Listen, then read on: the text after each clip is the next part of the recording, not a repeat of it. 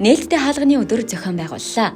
Шүүхийн шийдвэр гүйцэтгэх ерхий газрын хорхоос өөр төрлийн ял нийлүүлэх албанаас зохион байгуулж байгаа байгууллагын соёл эерэг хандлага аяны хүрээнд нийслэлийн шүүхийн шийдвэр гүйцэтгэх газрын эрүүгийн шийдвэр гүйцэтгэх ажиллагаа хариуцсан нэгж өнөөдөр нээлттэй хаалганы өдөр зохион байгууллаа.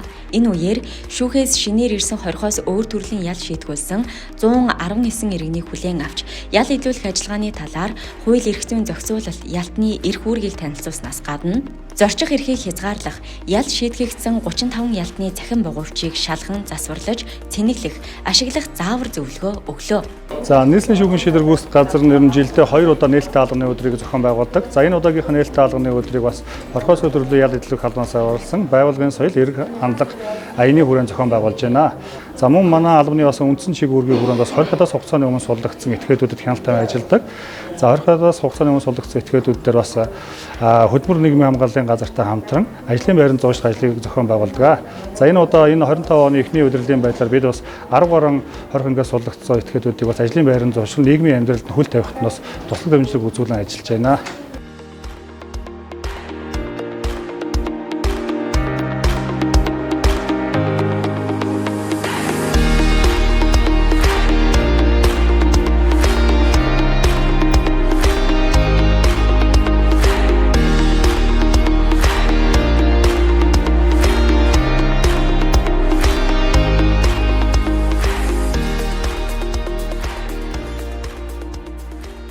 Хорхоос өөр төрлийн ял шийдэгдсэн ялтын этгээдүүдийг бас хүмүүжлийн чанартай хүмүүжлэлээр нь бид анхаарахын албан. За бид энэ тодорхой төрлийн ажлуудыг ингээд шалтгаалтай сар болгон зохион байгуулдаг. За бид бас сая 1-р сард бас энэ нийслэлийн бас энэ эмнэлгүүд болон Монголын хараагуучуудын төв өндөр насрын авсамжийн төвүүдийн бас энэ гадна тошны халтрын агуулгыг цэвэрлүүлж ажилласан.